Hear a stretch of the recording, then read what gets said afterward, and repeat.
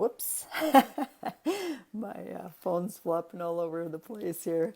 Anyway, good morning. It's Edna Keep here live with Free Coaching Friday. And today we're going to talk about the reasons you need to manage your property manager. Hey, welcome, guys. How are you? How are you? Nice to see you, Mike. The main reason is, you know what? Nobody will care about your business as much as you. And if you give people license to spend your money, they will spend your money. So you have to be really careful. So I'm a big advocate of having property managers because if you don't, you're going to spend all your time managing tenants and toilets. And I don't want that for you. You might think it would be okay at the beginning, but believe me, it's the number one thing that I see that stops people from being able to grow. So how do you manage your property manager? Well, you just have to stay on top of them. You have to ask for the rent rolls. You have to ask for the expenses. What we do, which is a little bit different from some, is we actually, hey, good morning, Ryan. Nice to see you on. We do not have our property manager put the money in their bank account and give us the difference. We tried that, and believe me, it doesn't work. They find all kinds of reasons to spend your money. They've got staff, they got to work, and I tell you, it's amazing how quickly they can spend your money and send you the difference. So what we do is we have separate bank accounts for every single property. And yes, it's a bit of a pain in the ass for the property manager, but they have to deposit all the checks that come in into those accounts. Now, it's getting easier as time goes on because we get a lot of e-transfers nowadays, which we love. And then I actually deposit the money. And then I send a note over to the property manager saying that I've deposited that money. So that, to me, that's the number one way. If a property management firm insists, or the only way they'll do a contract with you is if they collect all the rents, you have to stay on top of them because, like I said, they will send you the difference. And you'd be surprised how many times that difference does not even cover your mortgage payment. So how you do it then is you every month when you get your report, and you make sure you get a monthly report, you read it. How many vacancies do you have? Does the money that they're giving you match the money that they collected? If Unit 3 is occupied and they did not pay rent this month, why not? I found with a property manager, we had one time that ran it this way. I questioned a couple deposits for 3 months in a row, and I questioned it 3 months in a row, but I didn't stay on top of it. I was getting $350 a month instead of the $900 they were supposed to get. So here it was just something that wasn't entered into their system wrong. So then on the third month, I got all the extra rent. But how easy it could be for that to have gone on a whole year, only to find out that who knows where that money went, right? And trying to figure that out a year later is a lot harder than if you're on top of it every month. The other thing too is question, if there's not enough details on an invoice that they sent you, question it. Why was that toilet backing up in Unit 4? Maybe there was a kid's toy in there. And you know what? We have in our lease that if somebody puts a foreign object in a toilet and it backs up, they have to pay that bill. Sometimes we pay it up front, but we collect. But so that's something that you have to stay on top of. Hey, good morning, guys. Hey, Razna. Hey, Rob. Hey, Mark. Razna says, absolutely agree. I had to do that a lot in the beginnings with my Barrie properties. And you know what? Just recently, and I'm saying this because I just noticed Jill was on, her husband Drew was down in Prince Albert looking at some properties, and the seller was there, the owner, and he had found out that the property manager was renting, he was telling him that there was a bunch of vacancies, and he gets there to check on his property, and he finds out that he's got a bunch of gang members, drug lords maybe, in the building, and he's collecting cash from them. So the property manager is putting the cash in his pocket. He doesn't care what happens to the building, right? So you really, really have to monitor it from day one. If vacancy starts increasing, get out to your building or send somebody by if it's too far away for you. And let those guys know that no, that does not happen on my watch. You're not pocketing that money. You're not letting drug lords and gang members into my buildings. And you know, it still happens even when we're managing our own buildings, but we get them out as quick as possible. Your tenants in the building, they don't want their building to be, they don't have gang members in there. They don't want to have drugs being sold in there. They will tell you of unusual activity. Then it's up to you to get them out as quickly as possible. And if you have struggle with the rentalsman, and you're not getting the sheriff's help and stuff, you know what? Offer to pay these guys to get them out of your building. Believe me, you will be happy, even if you had to throw $1,000 at them to get them out quicker than waiting for the rentalsman to come along and say, yeah, okay, it's okay for you to move those people out. And in the meantime, they might have got 3 months rent. Here, give them, here's some money, go live at somebody else's property, you know, and be honest when you're giving reference checks for that too. You know, tell them. There's a lot of people that don't call about reference checks, but you don't want to be known as somebody who will give false reference checks to let somebody else deal with your problems either. Say, you know what, you don't want that guy. You don't have to go into the reasons or whatever. Just say I'm kicking him out for a reason. You have to look after yourself first. First and foremost, because otherwise your business can be run into the ground. What else? Okay. Another reason is there might be ways that you want your property managed that your property manager is not aware of. We really we have some criteria for our rental properties, and it has to be followed. We want credit checks, we want employment references, we want references of your last landlord. And if we don't get them, they don't get to move into our building. You'd be surprised how many false references you get too. So check on those references, or make sure that your property manager checks on those references. You have to be tricky sometimes. Instead of phoning and saying, hey, what kind of tenant was Joe Blow? You might want to phone and say, hey, I hear you have an apartment for rent. And when they say, no, I don't have any apartments, guess what? Probably not a very good reference, right? So sometimes you have to be tricky, especially if your little spidey senses are going off saying, you know, I got to check on this person. You know, be tricky. Do whatever you need to get that information that you need. Next one. The money issue is the biggest thing. You know, I have heard stories where property managers, good property managers who you've been referred to by somebody else, all of a sudden, guess what? They collect 2 months rent for your, 30 unit building, and they're gone. You know, you can't find them anywhere, and your mortgage isn't paid and your bills aren't paid. Don't give all the phone calls. So say for example, if somebody is arranging to get work done at your building, don't just give them free rein. You know, maybe if it's up to $100, let the property manager order that work done. Other than that, you order that work done.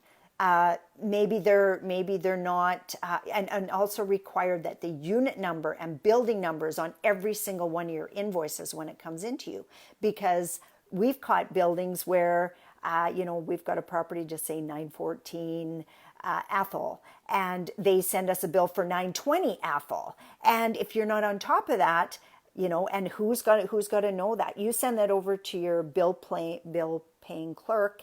She might just think, oh, well, that's just Athol, and pay it. And here it's not your bill in the long run. So you still have responsibilities when it comes to your bills and paying your bills and your invoices and stuff. And your property manager, just keep in mind that they could be they could be the best of the best. They still make mistakes. And it could be very easy that they put number 4, your property when it was actually number 4, somebody else's property. So you have to be on top of that, and don't be scared to ask the questions. What happened with that toilet? And you know what? Call the person who gave you the bill too. Don't always call the property manager. And I know that this is extra work, and you maybe don't have time to do that. And it's not like you have to do it on every bill that comes in. But look at your bills. If your spidey senses go off and you feel it's weird, make that call. It will save you so much money in the long run. Hey, good morning, Chris. Good morning, Terry. Nice to see you guys on. Do you guys have any questions about any of the reasons why you want to manage your property manager? Do you have any things that you do that I haven't mentioned yet? Like I said, we've been very lucky. My oldest daughter manages most of our properties. And, you know, she knows my checks and balances. She knows that if I don't have a rent from certain tenants by such a date, she's going to be getting questioned. So she knows that she has to have an answer for me. Most of the time, what I get her to do is when she's sending me the monthly rent rolls, she will put in there things like Mary from Unit 2 usually always pays on the 1st, but she called me today and she had a problem with her bank or her paycheck. She's going to pay us on the 5th. Then I go back in, and at the beginning of the month, I look at my rent rolls every day to see where the rent is, where if the rent is matching the rent roll. Sometimes I've deposited something and my property manager hasn't caught it yet. I just write it in. Security deposits, another big thing. When you get, say for example, your rent is $920 and you get $1,120. Why is that? Are they just paying extra out of the goodness of their heart? Chances are slim, right? Maybe it's security deposit. Maybe now they have a pet. If that's not written in the rent roll, you find out and you get to know why. Terry says, I need a manager to manage my business. You know what? We do. And as we grow, we have to add those members to our team who can help us do that. And, incentivize those guys too. One of the things that I've done with our property manager is if she gives a rent increase, say $50 a month, she gets that first month's rent increase. I think that's a great incentive to stay on top of your rents. Now, can we do that all the time? No. But she has to know the market, right? To know what we can increase rents by. And if she gets it for 1 month, I get it for 11 or longer, right? So there's incentives like that to help people out. I like to, even other staff members, I keep them at a certain amount for base, but boy, if they perform and outperform, bonuses are in order. Those are the people you want to keep. And the other ones, fire fast. If they're proving to be a dud right away, don't keep them. That's something I've learned School of Hard Knocks too, because I tend to like people and want to help them, and I know they've got bills to pay and mortgage to pay and they count on their job. But you know what? Ultimately, you have to look after yourself first. You cannot look after everybody else. Same with your tenants. Yeah, you might understand she's a single mom and she had to take days off from work because her kid was sick or whatever, but ultimately she still has to pay her rent. Can you give them a break and let them pay it, more next month or more in the 20th when family allowances come in? Absolutely. But you still have to stay on top of it. And nobody should care about your business as much as you do. So that's probably the biggest thing I can tell you. The other thing to do is make sure to check your leases. Yeah, Chris says that's my issue too. I like people and sometimes it's awkward. And and sometimes it is awkward. And that's why I really love having a property manager too, is I can say to her, you know what? That's the 3rd month in the row that they haven't fully paid on the 1st of the month. The excuses are getting too long. Tighten them up or give them some penalties for their late rents.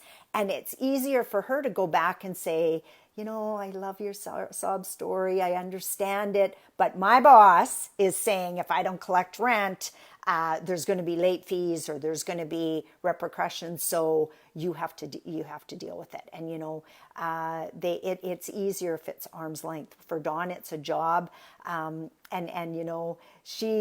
I've always had a soft spot for single moms because I was one.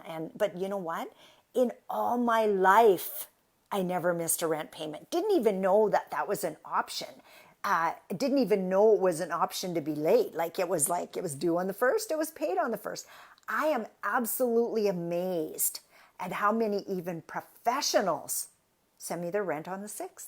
Like, really? Like, where does that happen? Why do we let that happen? So, again, it's up to us, because if we allow them to pay on the 6th and the 7th every month and we don't give them any penalty, well, that's just like saying, yeah, it's okay, right? So we have to be on top of those. Now, with that said, do we give a rental late fee every month? No, we don't, because, right now our vacancy rate is higher than usual. So we give some concessions, but we're on it and we're telling them, and we're letting them know that we're on top of that and we're watching.